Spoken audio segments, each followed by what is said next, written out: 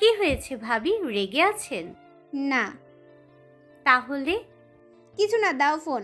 Phone নিয়ে কানে রাগান্বিত কণ্ঠে বললাম, আমাকে ফোন দেওয়া হচ্ছে কেন? তাহলে আর কাকে ফোন দেব? জানি না। রেগে আছো? না। কেন রেগে নেই কেন? রাখবো কেন? রাখবা না কেন? রাখবো কি জন্য? রাখবা না কেন? ফোন কাটেন, এক্ষুনি ফোন কাটেন। আমি তো ঝগড়া করি, ভালো না, তাই ভালো মানুষ খুঁজে সেখানে ফোন দিন। যাক, রাগের কারণ পাওয়া গেল অবশেষে। আমি তো মজা করেছিলাম। আমার বউ খুব ভালো। আমি আতিনা ফাতিনা মেয়ে না, বুঝলেন? আমি আজ বাড়ি ফিরবো না, শুনেছেন? আর ফোনও যেন না দেওয়া হয়। এই না, কান ধরছি, আর জীবনে ওসব বলবো না। কেন বলবেন না? এমনি। এমনি কেন বলবেন না? বলবো কেন? বলবেন না কেন? না। আজ রাতে পাই তোমাকে। কেন বলবো না, কি বলবো না, সব বোঝাবো। হঠাৎ যেন কেমন চমকে গেলাম আমি, সাথে লজ্জাও পেলাম। এভাবে কেউ লম্বা চুমু দেয়, তাও ফোনে? মানুষটার লজ্জা বলতে কিচ্ছু নেই। আমি এবার আর ফোনে কোনো কথা বলতে পারছি না লজ্জায়। লজ্জা মিশ্রিত কণ্ঠে বললাম, অসভ্য লোক। রাখলাম। খেয়েছো? দুপুর তো হয়ে এসেছে। না, খাবো এখন। কি রান্না চলছে? আমার ফেভারিট সবজি। আলু? নো, করলা ভাজি। বাহ, আর এর প্রভাব পড়ছে আমার মতো নিরীহ পুরুষের ওপর। যা ঠোঁটে করলা লেগে থাকে সে কি আর রোমান্স বোঝে? ফোন কেটে লজ্জায় মুখে হাত দিলাম, 2 হাত দিয়ে নিজের মুখ ঢাকলাম। ইস, কি লজ্জা! এই গুরুগম্ভীর মানুষটা এত চেঞ্জ হয়ে গেল কিভাবে? ওনার সামনেই আর যাব না। এরই মাঝে হঠাৎ রাস্তার ঘটনাটা মনে পড়ল। নিমেষেই মুখের হাসি বিলীন হয়ে গেল আমার। মাথার মধ্যে সেই ঘটনার পুনরাবৃত্তি হচ্ছে। কেমন অস্বস্তি ফিল হচ্ছে। কি বিশ্রী ছিল সেই স্পর্শ। ভেবেই শরীরের সমস্ত চামড়া শরীর থেকে আলাদা করে দিতে ইচ্ছে করছে। এরই মাঝে তরির ফোনের মেসেঞ্জারের নোটিফিকেশন টোন বেজে উঠল। পরপর 3 বার বাজলো। মৃন্ময়ের নাম দেখে বেশ অবাক হয়ে ফোনের স্ক্রিনে তাকালাম। শাটার টেনে দেখলাম প্রথম মেসেজ। কিসের রিকোয়েস্ট? কি রিকোয়েস্ট? মনের মাঝে তুমুল কৌতূহল শুরু হলো। মৃন্ময় কি রিকোয়েস্ট করতে পারে তরির কাছে? ঠোঁট কামড়ে ধরে বিষয়টা ভাবতে শুরু করলাম। কি হতে পারে কাহিনী? আমি কি তরির ইনবক্সে ঢুকবো? ঢোকা কি ঠিক হবে? না, এটা লেম ইস্যু হয়ে যাবে। কিন্তু কি রিকোয়েস্ট সেটাও আমাকে জানতেই হবে, না হলে ঘুমই আসবে না। লেম ফেম যা ইস্যু হবে হোক, তরি তো আর কারো সাথে প্রেম টেম করে না যে এমন পার্সোনাল কোনো ইস্যু থাকতে পারে। মেসেঞ্জারে আমি রোশন স্যার ফুপু শাশুড়ির মেয়ে পিহু আর মৃন্ময় ছাড়া আর কেউই নেই।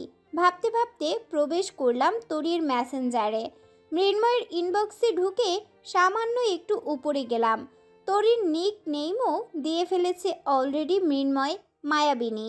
কাল রাতের মেসেজ থেকে পড়া শুরু করলাম। ঘুমিয়ে গিয়েছেন? না, বাবু জেগে আছে এখনো। ওহ, খেয়েছেন রাতে? হুম। সবসময় এমন মলিন মুখে থাকেন কেন মিস্তরি? হাসি খুশি থাকার মতো কোনো কারণই তো আমার জীবনে নেই ভাইয়া। ভাইয়া? হুম। প্লিজ ডোন্ট কল মি ভাইয়া। কেন? সোজা সাপটা কথা বলি, আমি আপনাকে বোনের নজরে দেখি না, আর দেখাও পসিবল নয়। এসব কি বলছেন? যা সত্য তাই বলছি। এসব আর বলবেন না প্লিজ। আমি বড় বেপরোয়া ছেলে মিস্তরি, যা বলি তাই করি। এখন বলুন, আপনি কেন হাসেন না? হাসতে ভালো লাগে না। কেন লাগে না? সবই তো জানেন, আমার মতো মেয়ের জীবনে কিভাবে হাসি আসবে? নিজের কোনো ঘর নেই, নিজের স্বামী যাকে অবলীলে ছেড়ে গিয়েছে, দীর্ঘদিনের সংসার থেকে বিতাড়িত, তার কাছে হাসি আশা করেন কিভাবে? এসব আমার জীবন থেকে বিদায় নিয়েছে। আপনিও একদিন হাসবেন, আপনার হাসি দেখে পুরো বিশ্ব মুগ্ধ হবে। আপনি একদিন নিজের জন্য হাসবেন, নিজের জন্য বাঁচবেন। এসব জটিল কথা তো বুঝি না, তবে এটুকু জানি, আমার জীবনে হাসি আনন্দ কোনোদিনই ছিল না, আর আসবেও না। বাইরে চাঁদ দেখছেন? দারুণ না চাঁদটা? যেদিন জ্যোৎস্নাময় রাতে ওই আলোয় গাভে যাবেন কারো সাথে, সেদিন বুঝবেন জীবন সত্যি সুন্দর, ভালোবাসাও সুন্দর। তবে সেটা ওশানদের মতো লম্পট মানুষদের সাথে নয়। এই বেইমানির দুনিয়ায় এখনো শুদ্ধতম ভালোবাসার মানুষ আছে, যাদের সঙ্গ পেলে জীবন সত্যি সুন্দর হয়। দেখুন, আমি ডিভোর্সি, ছেলে আছে, এসব ভাবতেও চাই না। আপনিও একদিন ভাববেন। পরের দিন সকালের মেসেজ। শুভ সকাল মিসরি। শুভ সকাল। ঘুম থেকে উঠলেন কখন? অনেক ভোরে। এত ভোরে উঠে কি করেন? নামাজ পড়ি, হাতের কাজ করি, আপনাদের ডেলিভারি দেওয়ার গহনার সেটিং ঠিক করলাম। আপনার হাতের কাজ সত্যি নিখুঁত, যে কোনো মানুষের নজর কাটতে বাধ্য হবে। বেশি বলছেন না? বেশি কোথায়, বরং কমই বলছি। বুঝেছি সেটা আমি। আপনার সাথে আমাদের একটা ডিল শুরু হবে আজ থেকে। আর আমরা কিন্তু বিজনেস পার্টনারদের উপহার দিয়ে থাকি। আমার উপহার লাগবে না। এখানে লাগা কিংবা না লাগা ফ্যাক্ট নয়, দিতে হয়, এটাই নিয়ম। তাহলে তো আমাকেও দিতে হবে। কি দেব আপনাকে? বেশি কিছু না, 1 প্যাকেট সিগারেট দিলেই হবে। আপনি সিগারেট খান নাকি? হুম। কেন? ছোটবেলায় এক ললনা ছেকা দিয়েছিল, মাঝে মাঝে মনে পড়লেই খাই। ছোটবেলার ছ্যাঁকা মনে রেখেছেন? মনে রাখবো না? মেয়েটা আমার হৃদয় দখল করে নিয়েছিল পুরোপুরিভাবে। ছ্যাঁকা দিল কেন? বিয়ে হয়ে গেল। আপনার সাথে পড়তো? না, মেয়েটার বাড়ি আমাদের গ্রামের বাড়ির পাশেই। গ্রামে যেতাম আর মেয়েটাকে দেখে দেখে মুগ্ধ হতাম। কি মুগ্ধ করা চাহনি ছিল, সরলতার উপমা ছিল। এমন অবুঝ চাহনি ছিল, যাকে দেখে ভালো না বাসলেও অন্যায় হতো। তারপর? আমি প্রপোজ করার আগেই হুট করে বিয়ে হয়ে গেল। আর কোনোদিন দেখাই পেলাম না।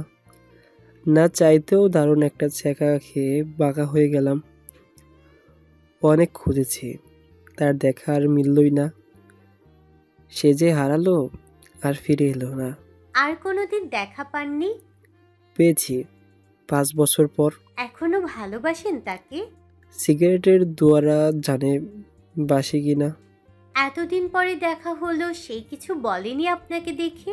কি বলবে? সে মেয়ে জানেই না যে তাকে আমি লাইক করতাম। তাহলে বিয়ে করে নেননি কেন তাকে? তাহলে তো হারাতেন না। কিভাবে করব? আমার তখন কতটুকুই বা বয়স। ওই বয়সে বিয়ের কথা ভাবা যায়? বিয়ের কি কিছু বুঝতাম? তাহলে মেয়েটি আপনার না হওয়া প্রেমিকা ছিল। হুম। ভেবে আর কি হবে? এজন্য খুব ইচ্ছে করে ভেঙে যাওয়া কোনো হৃদয়ে ভালোবাসা দিয়ে ভরিয়ে দিতে। তাই? হুম। বাই দ্য ওয়ে, আপনাকে কেউ প্রপোজ করেনি? ওই করতো ক্লাসমেটেরা। আর কেউ নেই যাকে চিনেন না, জানেন না, এমন কেউ ছিল না?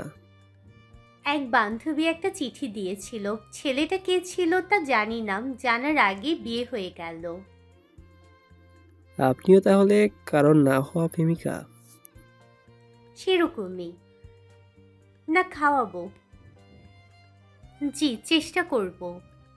সকাল 10টার মেসেজ। দুঃখিত, আমি পারবো না। আমার রিকোয়েস্ট আপনি পারবেন? আমাকে 1000বার রিকোয়েস্ট করলেও আমি পারবো না।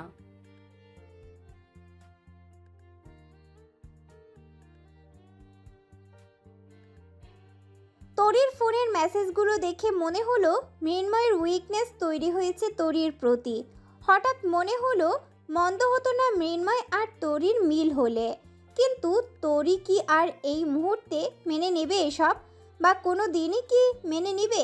সময় যাক, হয়তো সময়ের সাথে সাথেই আপনা আপনি সব ঠিক হয়ে যাবে। তরি বুঝতে শিখবে ওর লাইফে বেটার কাউকে প্রয়োজন। দুপুর গড়িয়ে বিকাল হলো। তরির বানানো গহনাগুলো নিয়ে রওনা হলাম মৃন্ময়দের দোকানের উদ্দেশ্যে।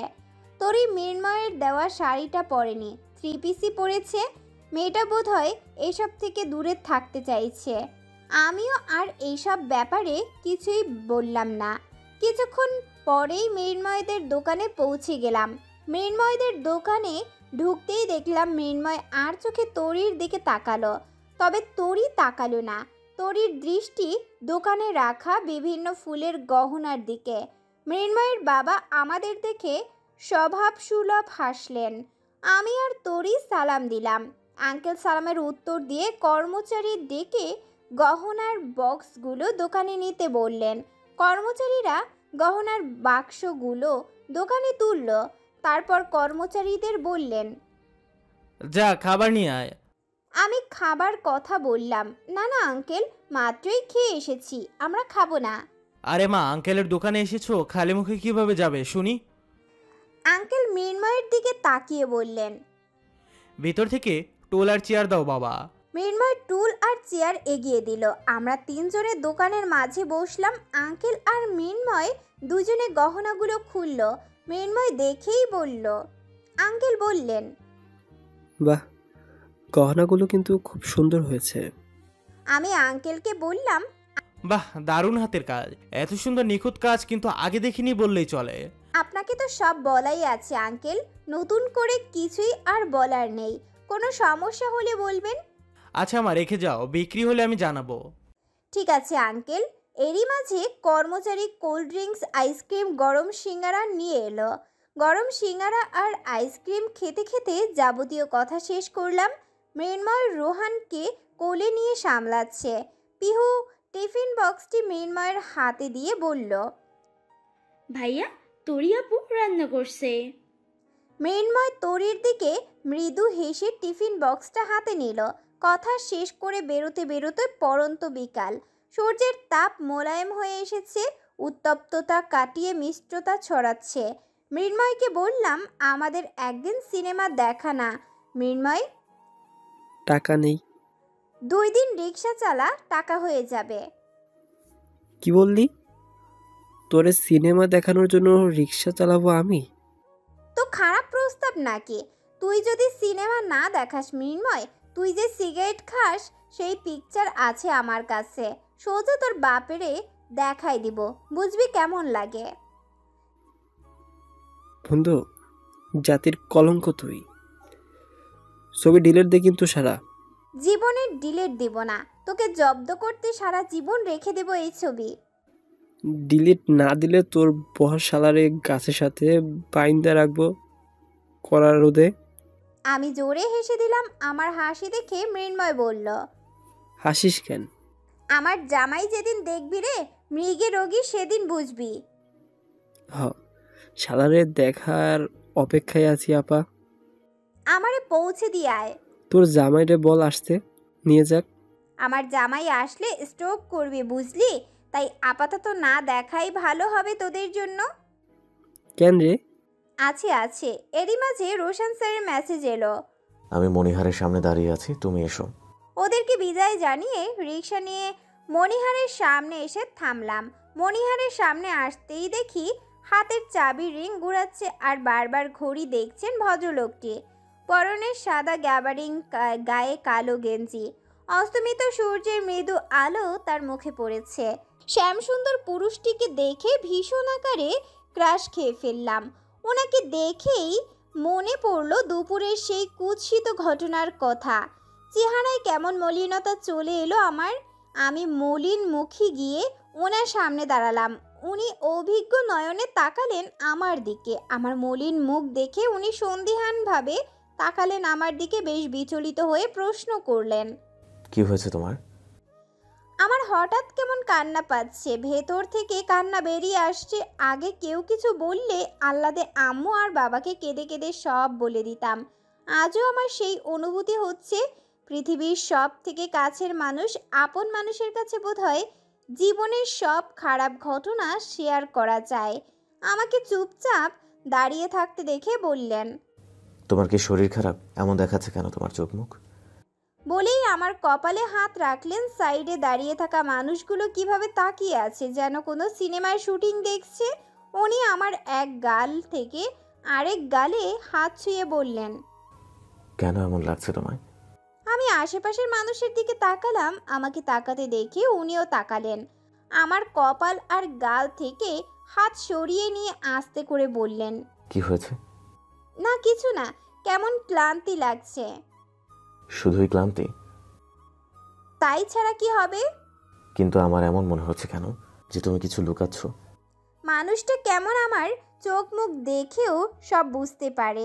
এটাই বোধহয় সত্যিকারের ভালোবাসা। কিছু না বললেও বুঝে নেওয়ার ক্ষমতাটাই হলো ভালোবাসা। উনি হেলমেট মাথায় দিয়ে ফোন পকেটে গুজে আমার মাথায় একটা হেলমেট পরিয়ে দিয়ে বাইকে বসে স্টার্ট দিলেন। আমি উঠে বসে বললাম, চলুন। উঠেছো? হুম। ওভাবে বসেছো কেন? কিভাবে?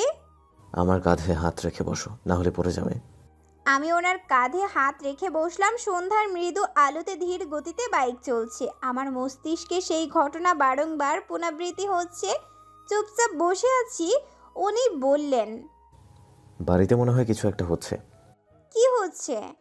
বুঝতে পারছি না। চারদিক বেশ পরিষ্কার পরিচ্ছন্ন করছে। জিনাতকে দেখলাম আম্মার কাজে সহায়তা করছে। ওশান ওর ঘরের জন্য নতুন পর্দা কিনে এনেছে, নতুন বিছানার চাদর, নতুন বক্স খাট, নতুন একটা আলমারি। অবশ্য এসব টাকা আম্মাই দিয়েছে। হঠাৎ সব নতুন কিনছে, কারণ কি? আমার বউ তো বিদুষী, তাই তার সাথে শেয়ার করছি। সে প্রশ্নের উত্তর খুঁজে বের না করে আমাকে প্রশ্ন করছে। ওশান কি আবার বিয়ে করছে নাকি? ভাব লক্ষণ কিন্তু সেরকমই। তার কপাল পোড়াবে তাই ভাবছি। ওর মতো ছেলের সাথে বিয়ে করবে কে? কেন, ওর তো রিলেশন আছে, সেই মেয়েকে নিশ্চয়ই করবে। জিন্দেগিতেও সেই মেয়ে ওর সাথে আসবে না। আসবে আসবে। আসবে না। শোনো মেয়ে, আমার বয়স তোমার চেয়ে বেশি, তাই কিছু হলেও বেশি বুঝি। ওশানের এত এক্সাইটেড ভাব কি জন্য?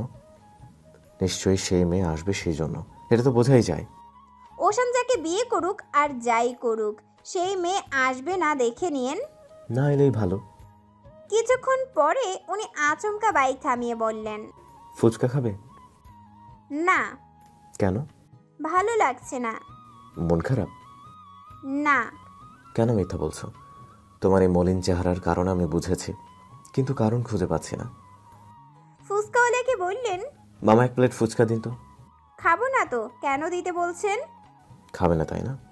আচ্ছা তোমার বন্ধুগুলো কোথায়? কেন, ওদের কি ফেল করাবেন আপনাকে নিয়ে বাজে কথা বলায়? ফেল করালে আর কি কি বলবে তার ঠিক নেই। ট্রাস্ট মি, তোমার বন্ধু জাতিকে আমি সব থেকে বেশি ভয় পাই। কখন কি বলে ইজ্জত খেয়ে দেয়। শুনুন, যতই হোক ওরা আপনার শালাশালি লাগে, কিন্তু শালা শালি? অবাক হওয়ার কি আছে, এটাই সত্য। এরাই মাঝে ফুচকাওয়ালা ওনার দিকে প্লেট এগিয়ে দিল। উনি একটা ফুচকা আমার মুখে পুরে দিয়ে বললেন, তোমাকে হাত লাগাতে হবে না, আমি খাইয়ে দিচ্ছি, খাও। তার এত যত্নে দেওয়া ফুচকা কি না খেয়ে পারি? ফুচকা খেতে খেতে বললাম, আপনি খাবেন না? হুম, এটা আমার প্রিয় খাবার না। তাহলে কি? দুপুরে দিয়েছিলাম ফোনে, ওইটা আমার ফেভারিট। চোখ বড় বড় করে তাকালাম ওনার দিকে, সাথে সাথে কাশি শুরু হলো আমার। উনি আমার মাথায় হাত রেখে বললেন, কার এত সাহস আমার বউকে স্মরণ করছে? কাশি শেষ হলে দোকান থেকে পানি খেয়ে বেরিয়ে বাইকে উঠলাম। উনি আমাকে বাইকে করে বাড়ির সামনে নামিয়ে দিয়ে বললেন, আমার কাজ আছে, তুমি যাও। এখন কোথায় যাচ্ছেন? কাজ আছে। আমার মাথায় হাত বুলিয়ে দিয়ে বললেন, যাও, আসার সময় বাইরে থেকে খাবার নিয়ে আসবো, গিয়ে পড়তে বসো কিন্তু। আমি বাড়িতে ঢুকে দেখি সত্যি সব অন্যরকম লাগছে। জিনাত বেহায়ার মতো আবার এসেছে। আমাকে দেখে কি যেন ফিস ফিস করে বলাবলি করছে। আমি কিছুক্ষণ দাঁড়িয়ে থেকে বোঝার চেষ্টা করছি কাহিনী কি, এরা এত হাসি খুশি কেন। এদের হাসি খুশি মুখ মানে ভয়ঙ্কর কোনো ঘটনার পূর্বাভাস। আমি কিছুক্ষণ দাঁড়িয়ে থেকে আমার রুমের তালা খুলে রুমে প্রবেশ করলাম। রুমে ঢুকে ভেবেই যাচ্ছি কি হতে চলেছে। আবারও দুশ্চিন্তায় পড়ে গেলাম। উফ, এত চিন্তা আর ভাল লাগে না। মাঝে মাঝে ইচ্ছে হয় এই অশান্তির মাঝ থেকে কোনো এক নির্জন নিরালয়ে গিয়ে বসবাস করতে। পরনের জামা চেঞ্জ করে স্কার্ট আর গেঞ্জি পরে ফ্যান ছেড়ে বিছানায় শুয়ে পড়লাম। ক্লান্তিতে হঠাৎই ঘুমিয়ে পড়েছিলাম। ঘুম ভাঙতেই দেখি রাত 10টা বেজে গিয়েছে। উনি কি এসে গিয়েছেন? এত রাত হয়ে গিয়েছে, উনি এলে কি আমাকে ডাকতেন না? দরজাটা তো লাগানোই আছে। উনি কি আমাকে ডাকাডাকি করে না পেয়ে বাইরে অপেক্ষা করছেন? বিছানা থেকে ওড়না নিয়ে গায়ে জড়াতে জড়াতে দ্রুত দরজা খুললাম। চাতক পাখির মতো এদিক ওদিক তাকালাম, কিন্তু বাইকও তো নেই। উনি এখনো আসেননি। কেন আসেননি? ওনার নাম্বার ডায়াল করে ফোন দিলাম, টানা 20 বার ফোন দিলাম, কিন্তু ফোনই তুললেন না।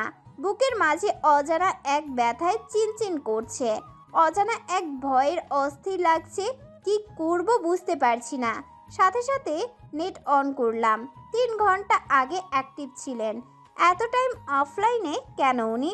ওনার তো নেট অনই থাকে, তাহলে অফ কেন? কিছু হয়নি তো? এসব কি ভাবছি আমি? কি হবে ওনার? ওনার কিছুই হবে না। মনে মনে আল্লাহর কাছে দোয়া পড়ে প্রার্থনা করলাম। অস্থিরতা ক্রমশ বেড়ে চলেছে আমার। কি করব কিছুই বুঝতে পারছি না। আমার বাবার নাম্বারে ফোন দিয়ে কাঁদতে কাঁদতে বললাম, বাবা, তোমার জামাইয়ের ফোন অফ, এত রাতে হয়েছে এখনো বাসায় ফেরেনি। বাবা বললেন।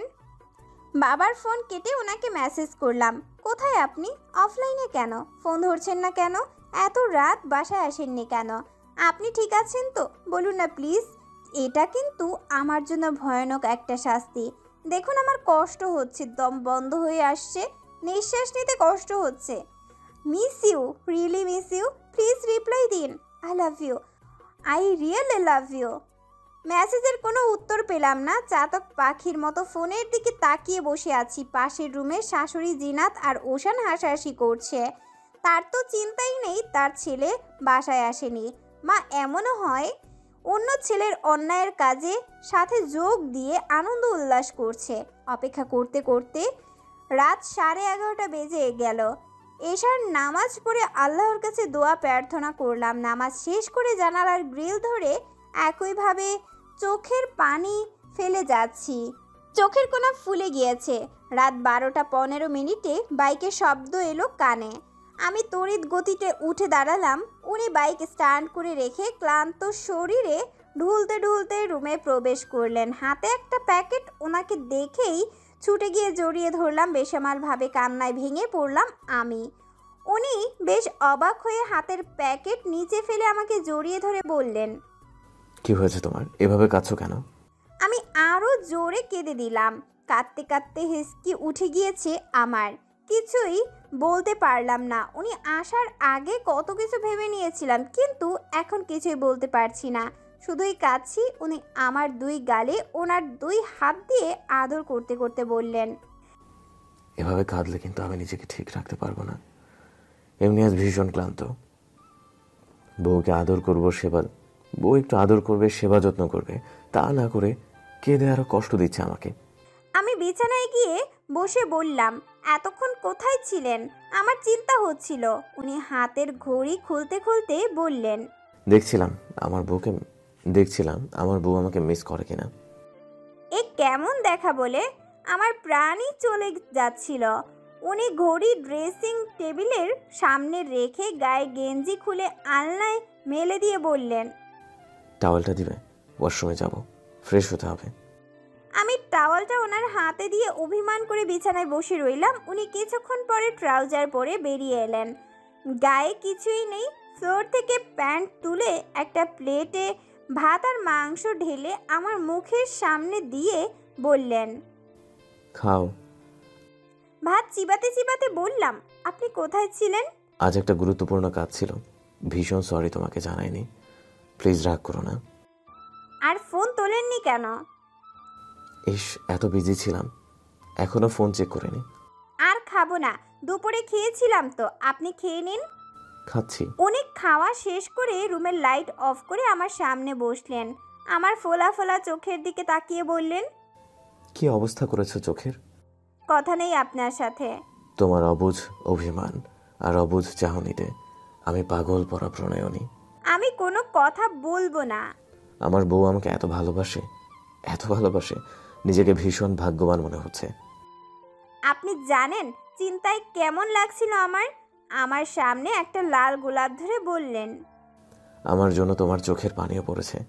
শত ব্যস্ততার মাঝেও ভালোবাসা কিনতে ভুলিনি আমি। ভালোবাসি তোমাকে নিজের থেকেও বেশি, হয়তো প্রকাশ করতে পারিনি।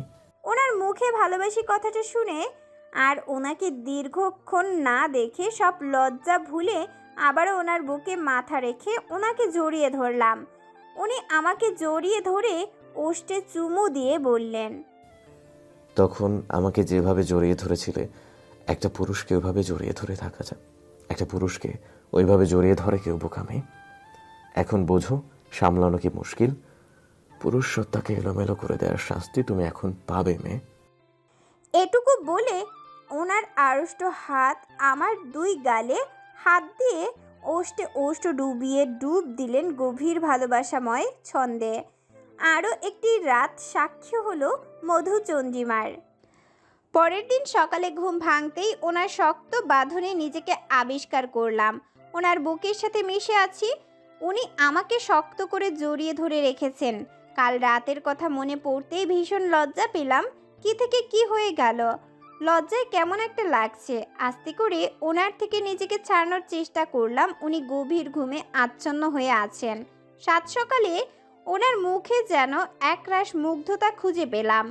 মানুষটার মুখের দিকে তাকালেই অজানা সুখে ঠোঁটের কোণে এক চিলতে হাসি চলে আসে। তার ছোঁয়ায় সব এলোমেলো হয়ে যায়। তার ঘামের গন্ধও যেন অভ্যাস হয়ে গিয়েছে। আস্তে করে বিছানা ছেড়ে উঠে ওয়াশরুমে প্রবেশ করলাম। গোসল সেরে লাল টকটকে একটা শাড়ি পরে নিলাম।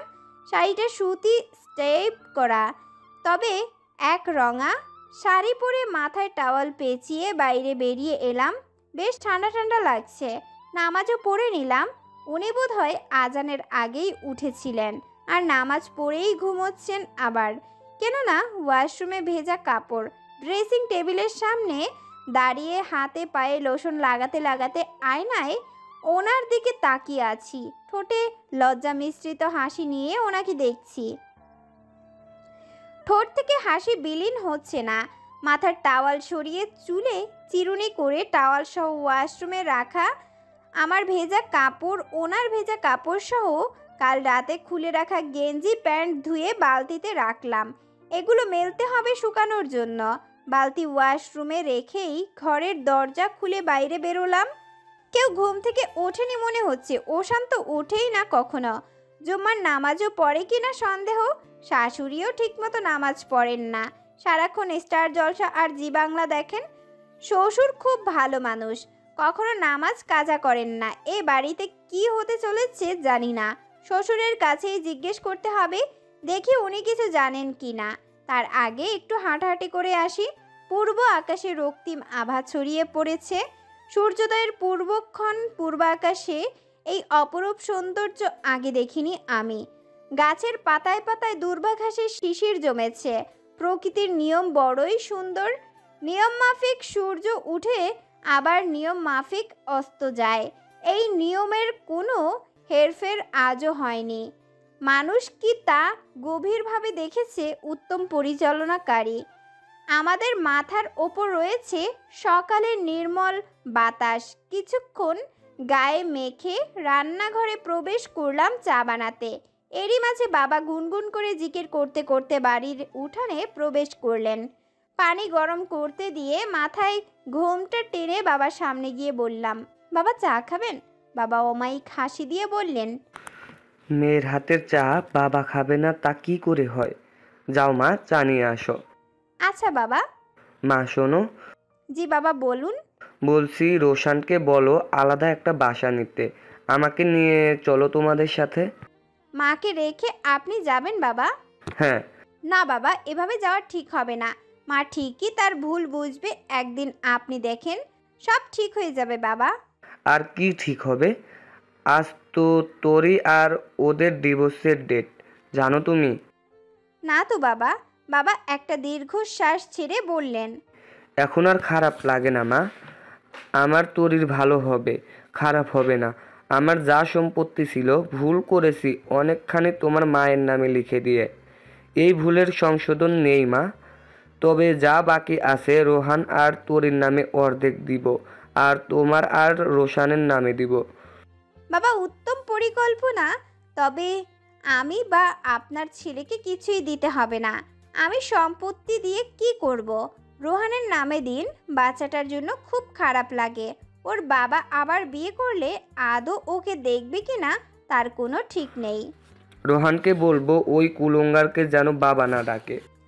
বাবা, চায়ের পানি গরম হয়ে গিয়েছে, আমি চা নিয়ে আসছি। এই মাসের ওদের ডিভোর্সের কথা ছিল, আজ তাহলে ওদের ডিভোর্সের ডেট পড়েছে। তরিকে আর আমার যা হিসেবে পাবো না। এই বাড়ি থেকে তরির অস্তিত্ব চিরতরে মুছে যাবে। রোহান আর মা বাবাকে একসাথে পাবে না। একটা সন্তানের জন্য মা এবং বাবা উভয়কেই প্রয়োজন। কি হবে রোহানের? কথাটা ভেবেই বুকটা কেমন হু হু করে উঠল। বাবার হাতে চা দিয়ে নিজের রুমে গেলাম। বালতির কাপড় ব্যালকনিতে মেলে দিলাম। উনি উপর হয়ে ঘুমোচ্ছেন। উনি অধিকাংশ সময় উপর হয়ে ঘুমন। ঘড়িতে সকাল 8টা বাজে। উনি সকালে চা বিস্কুট ছাড়া খান না। চা বিস্কুট এনে রুমে রাখলাম, কিন্তু উঠছেন না কেন? ওনাকে তো কলেজেও যেতে হবে। আজ কি ছুটি নিয়েছেন? ডাকবো নাকি ডাকবো না? অনেক ভেবেচিন্তে ওনার কাছে গিয়ে গায়ে হাত দিয়ে বললাম, শুনছেন, কলেজে যাবেন না? কয়েকবার ডাকাডাকির পর আমার হাত টেনে ওনার বুকের সাথে জড়িয়ে ধরে আবার ঘুমানোর চেষ্টা করলেন। কি করা যায় এই মানুষটাকে নিয়ে? সে তো উঠছেই না। আমি অন্য হাত দিয়ে ধাক্কা দিয়ে ডাকলাম। উনি এবার আমার অন্য হাত ধরে সম্পূর্ণ নিজের কাছে টেনে নিলেন। এত জোরে টান দিলেন, একদম ওনার কাছে চলে গেলাম। এবার ওনার 2 হাতের বাঁধনে আমাকে জড়িয়ে ধরে বললেন, ঘুমোতে দাও। আমি আস্তে করে বললাম, দেখুন দরজা খোলা কিন্তু। উনি ঘুম ঘুম কণ্ঠে বললেন, রুমে বর থাকলে দরজা খোলা রাখতে নেই জানো না? সারাক্ষণ কি দরজা লাগিয়ে রাখবো? রাখবে, যতক্ষণ আমি বাসায় থাকবো। উফ, ছাড়ুন তো, সত্যি কেউ চলে আসবে কিন্তু। সমস্ত বউদের কমন ডায়লগ, কেউ চলে আসবে। কেউ চলে আসার আগে সবাইকে ডেকে এক জায়গায় করে বুকে জড়িয়ে ধরবো ভাবছি। ছি, কি সব কথা! আজ কলেজ যেতে দেরি হলে বুঝবেন। জব টব সব ছেড়ে দিতে ইচ্ছে করছে।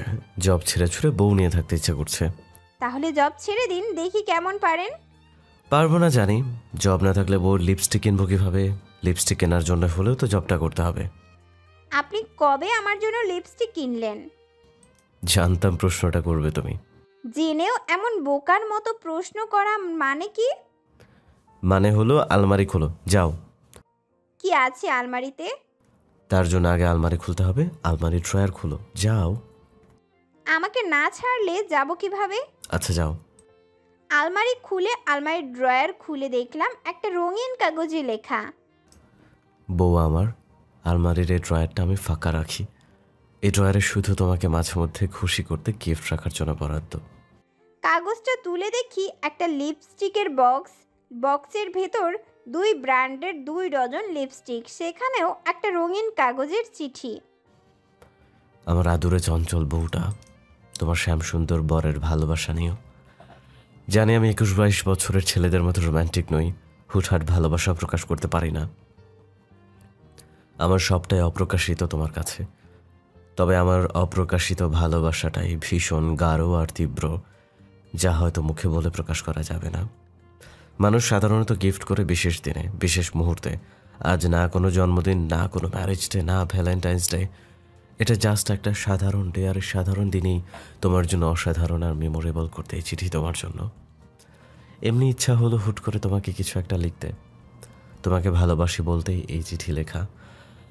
ভালোবাসি প্রিয় বউ, আমার অর্ধাঙ্গিনী, আমার বাম পাজরের হাড়ের অস্তিত্ব।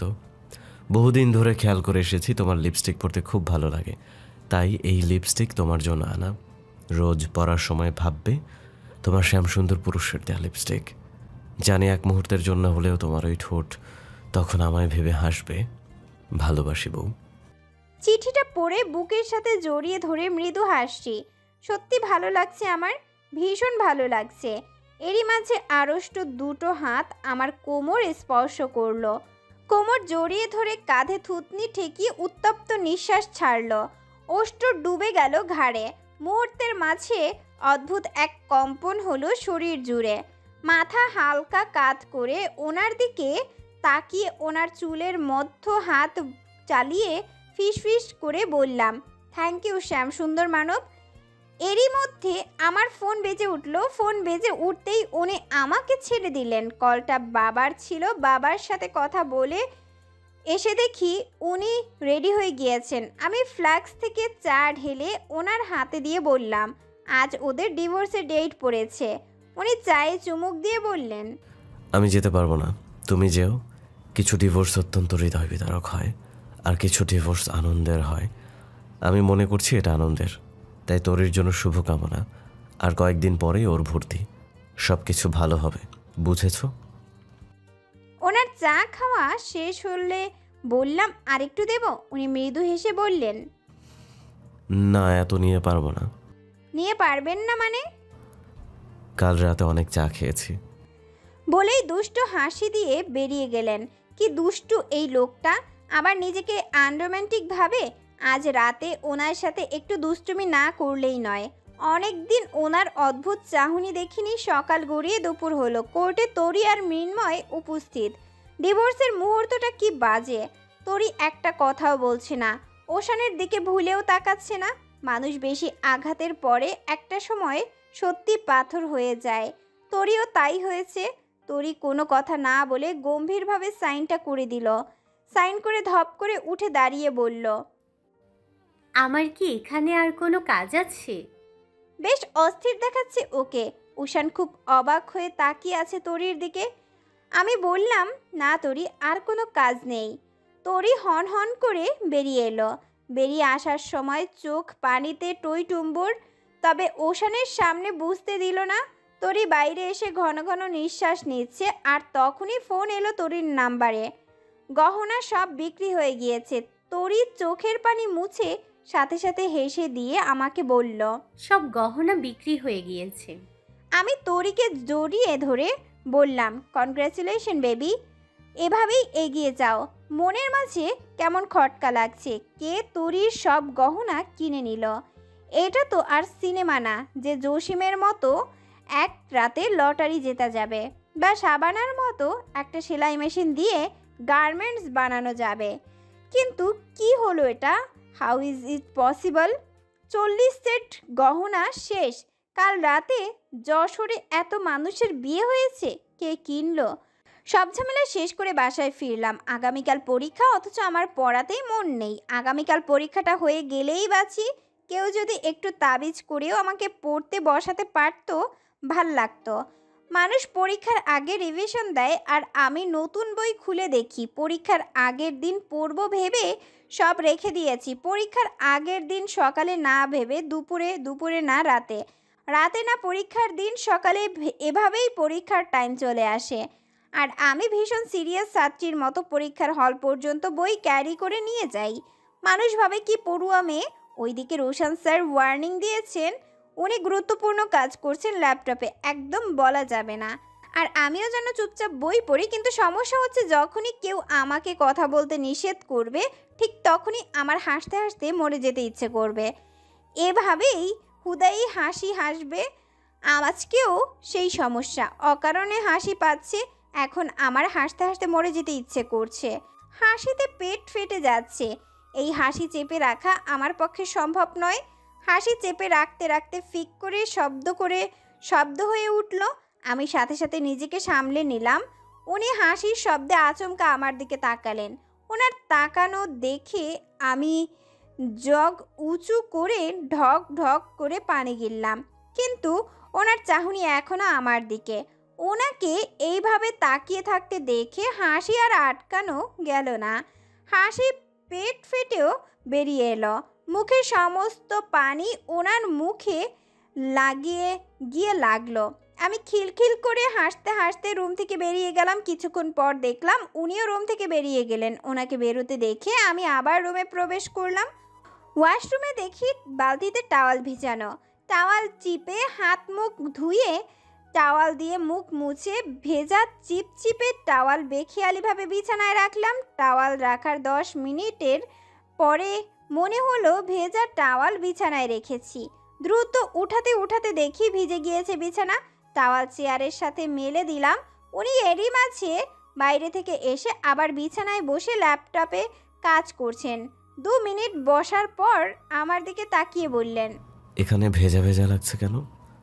ভেজা লাগবে কেন? ভেজাই তো মনে হচ্ছে। দেখি উঠুন। উনি বিছানা ছেড়ে নিচে নামলেন। আমি ভেজা জায়গায় দেখে বললাম, এমা ছি, আপনি বিছানা ভিজিয়ে দিয়েছেন? হোয়াট? এই বয়সে এই কাজ, ছি, কিভাবে বিছানায়, ছি ছি। উনি সাথে সাথে চোখ নামালেন ওনার প্যান্টের দিকে। উনি কি এক মুহূর্তের জন্য আমার কথা বিলিভ করে নিলেন? আমি মুখে হাত দিয়ে হেসে যাচ্ছি। উনি ঘটনা বুঝে উঠতে পারছেন না।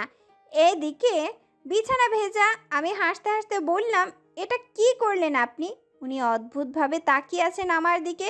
কি অদ্ভুত চাহনি! জীবনে এমন সিচুয়েশনে বোধহয় উনি আগে পড়েননি।